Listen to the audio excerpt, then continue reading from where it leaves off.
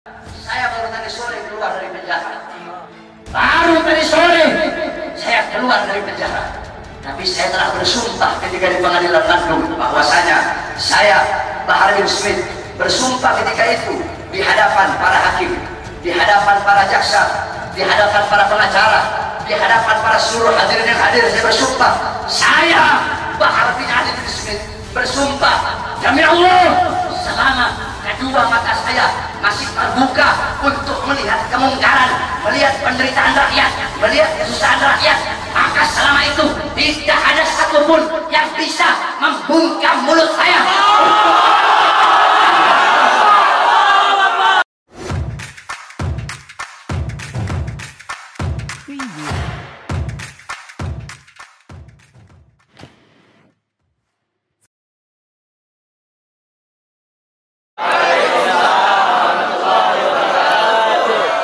Alhamdulillah, segala puji dan syukur kehadirat Allah Subhanahu wa taala.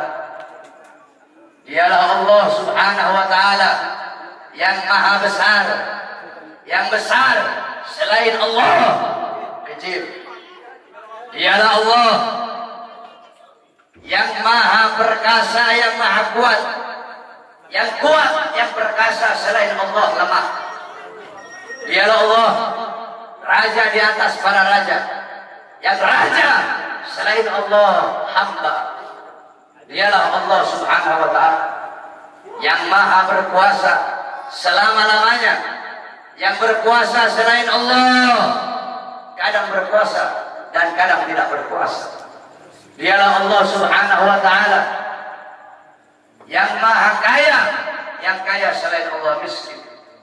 Dialah Allah yang maha hidup, yang hidup selain Allah pasti akan mati, yang ada selain Allah pasti akan tiada, yang wujud selain Allah pasti akan binasa.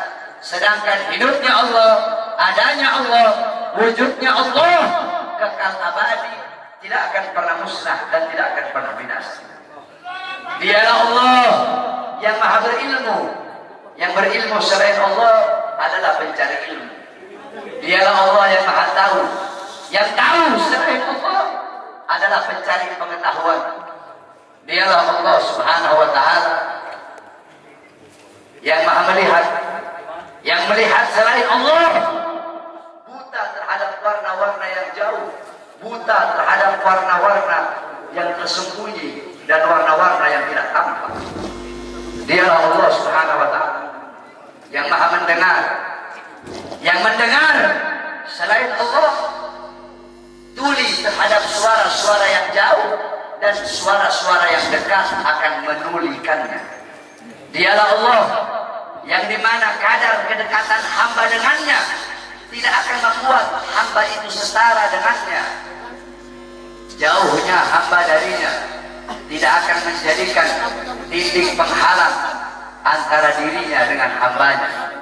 Dialah Allah yang dimana walaupun seluruh makhluk berbuat baik tidak akan menambahkan sedikit pun keagungan di sisinya, dan walaupun seluruh makhluk berbuat dosa tidak akan mengurangi sedikit pun keagungan di sisinya. Dialah Allah yang memisahkan dan yang mempertemukan. Dialah Allah yang memisahkan Nabi Allah Adam dengan Siti Hawa, dan dialah Allah yang mempertemukan Nabi Allah Adam dan Siti Hawa. Allah pertemukan Nabi Allah Adam dan Siti Hawa dalam surga, dan Allah pisahkan Nabi Allah Adam dan Siti Hawa. Nabi Adam Allah turunkan di India, di bawah kaki gunung Himalaya. Siti Hawa Allah turunkan di Jeddah. Kemudian Allah pertemukan kembali di padang Arafah.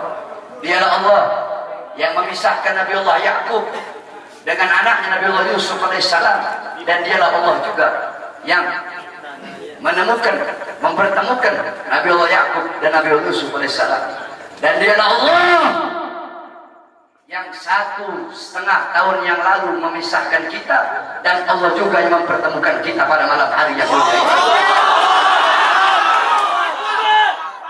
Saudara-saudara sekalian yang dimuliakan oleh Allah Subhanahu wa ta'ala, alhamdulillah, saya bersyukur kepada Allah Subhanahu wa ta'ala atas nikmat yang Allah Subhanahu wa ta'ala berikan. Hadirin sekalian yang dimuliakan oleh Allah Subhanahu wa ta'ala, Allah mempertemukan kita kembali bisa bertatap muka di majelis yang penuh dengan kemuliaan ini, di majelis yang penuh dengan keutamaan, yang dimana kita semuanya ketahui bahwasanya saat ini Republik Indonesia, negara kita cintai, sedang dilanda pandemi COVID-19, yang dimana kita duduk di sini untuk berdoa.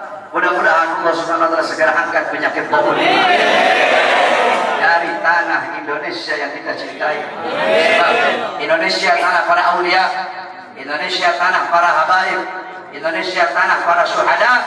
Insya Allah akan Allah angkat semuanya.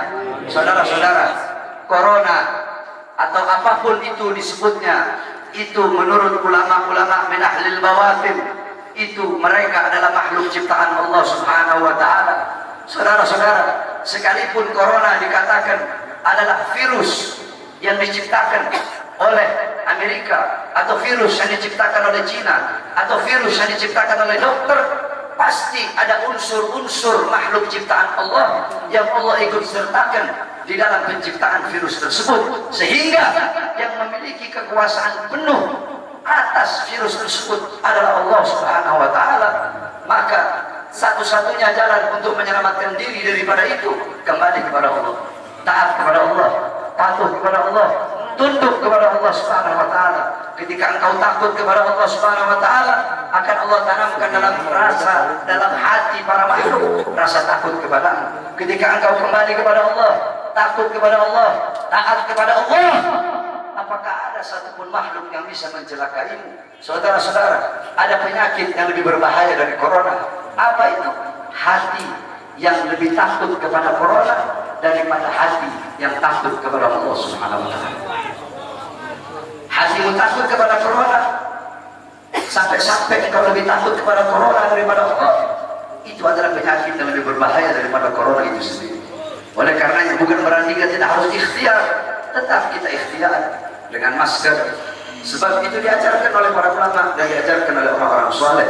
Tetapi jangan juga terlalu lebay sampai masjid-masjid ditutup, sedangkan mal tetap buka, Carrefour tetap buka, Carrefour milik orang asing, mal-mal milik orang asing, tempat-tempat yang jual beli sembako milik orang-orang asing dibuka, sedangkan milik pedagang-pedagang kecil ditutup. Apakah ini tidak merugikan rakyat? Apa yang mau terjadi di negara, saudara-saudara? Saudara-saudara sekalian yang dimuliakan oleh Allah, ada apa ini, saudara-saudara? Semua orang-orang disuruh berdiam diri dalam rumah, sedangkan tenaga kerja asing dari Cina mereka kirim sebanyak-banyaknya. Kalian mau bikin susah rakyat, kalian mau bikin rakyat kalian mati kelaparan, kalian yang menyusahkan rakyat, kalian yang menderitakan rakyat, kalian yang bikin rakyat kalian susah. Sudah sering saya katakan, saudara-saudara, para pahlawan-pahlawan, beliau-beliau mengorbankan jiwa, nyawa, darah, harta, keringat demi NKRI, demi kemerdekaan. Itu pahlawan. Pejabat-pejabat sekarang, pemerintah sekarang, mereka bukan berkorban demi rakyat, mereka bukan berjuang demi rakyat, tapi rakyat yang mereka korbankan, negara yang mereka korbankan, orang susah yang mereka korbankan demi kepentingan perut, partai, dan politiknya masing-masing. Oleh karena itu saya tanya, lawan apa biarkan? Lawan apa biarkan? Lawan apa biarkan? Saudara-saudara, saya baru tadi sore keluar dari penjara. Baru tadi sore saya keluar dari penjara. Tapi saya telah bersumpah ketika di pengadilan Bandung bahwasanya saya, Bahar bin Smith, bersumpah ketika itu di hadapan para hakim, di hadapan para jaksa, di hadapan para pengacara, di hadapan para seluruh hadirin yang hadir. Saya bersumpah, saya Bahar bin Ali bin Smith bersumpah demi Allah, selama kedua mata saya masih terbuka untuk melihat kemungkaran, melihat penderitaan rakyat, melihat kesusahan rakyat, maka selama itu tidak ada satupun yang bisa membungkam mulut saya.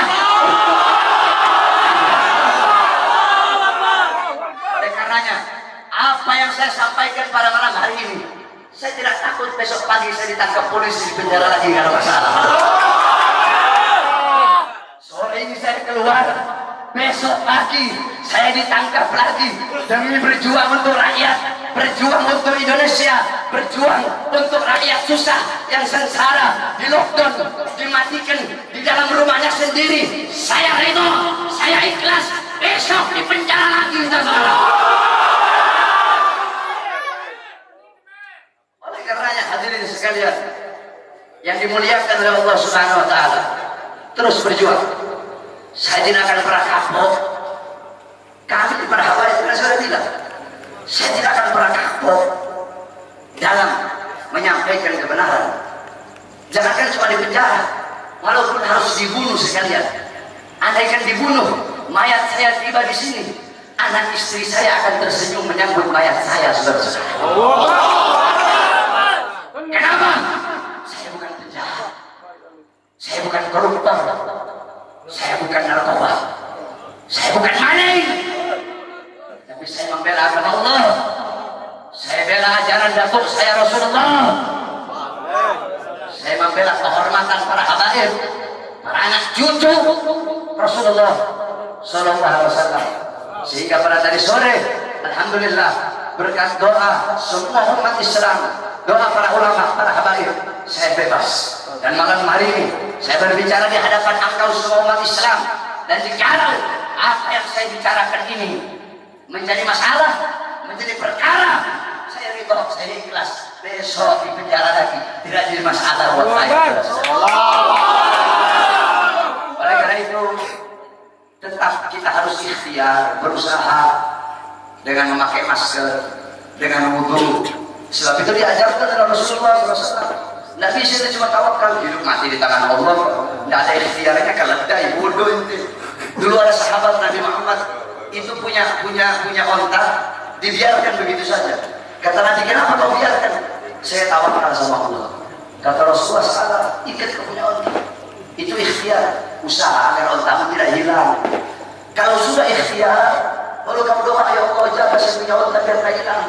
Ikhtiar udah, baru terakhir kau tawakal. Ikhtiar udah, doa udah, baru tawakal. Mau hilang kayak mau enggak kayak urusan Allah. Ikhtiar, pakai masker.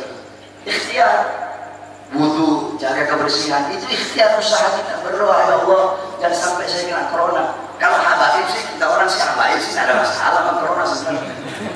Jadi kalau sama Habib ini jangan bilang, Beb, awas kena corona, salah. Bilangin sama coronanya, corona awas kena Habib.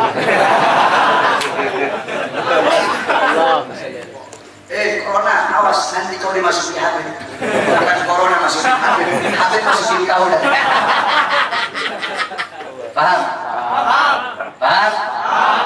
Jadi tetap kita ikuti aturan pemerintah. Selama aturan pemerintah itu tidak melanggar agama, kita sebagai warga NKRI yang baik wajib taat, wajib patuh kepada peraturan pemerintah, peraturan MUI. Betul?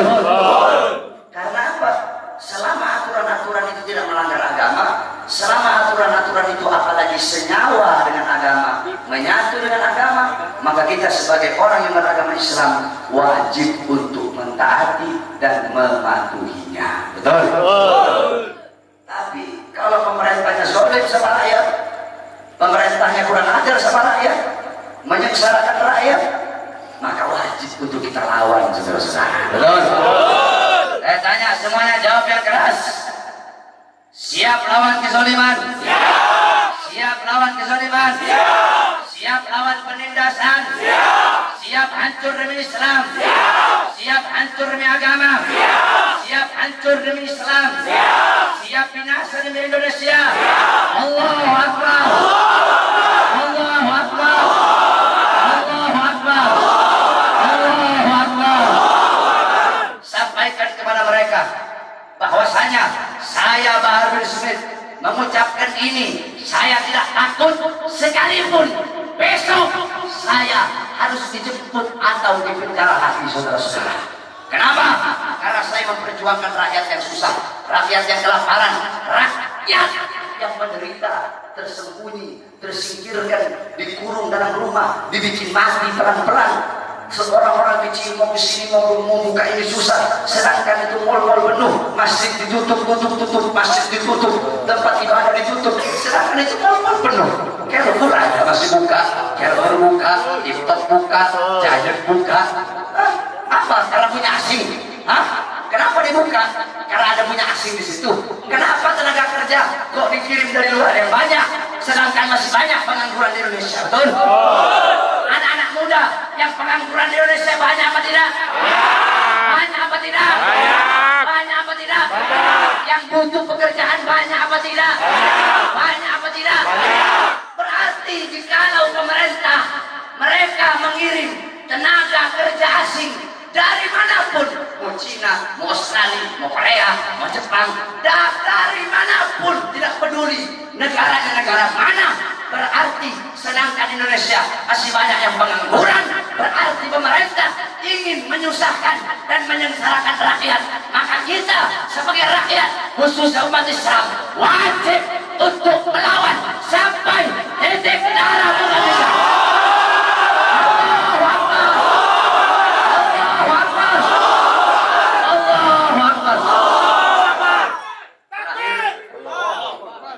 Kita sholat witir. Habis sholat witir, ini semua nih umat Nabi yang hadir, anda layanin foto. Semuanya. Tapi rombongan jangan satu-satu. Kalau satu-satu itu bikin matian. Nanti diatur sama laskar jejer yang rapi, biar ada jejer sampai ujung di sub, kan nggak ada masalah. Anda layani nanti. Anak khodimul ummah, anak pelayan umat. Anak orang dia udah datang kecewa-kecewa, dia datang jauh-jauh kemari, terus ini kecewa, anak-anak orang. Jadi anak layani itu semua. Laskar tinggal nanti, ente wajib nurut sama laskar yang jagain. Rombongannya berapa?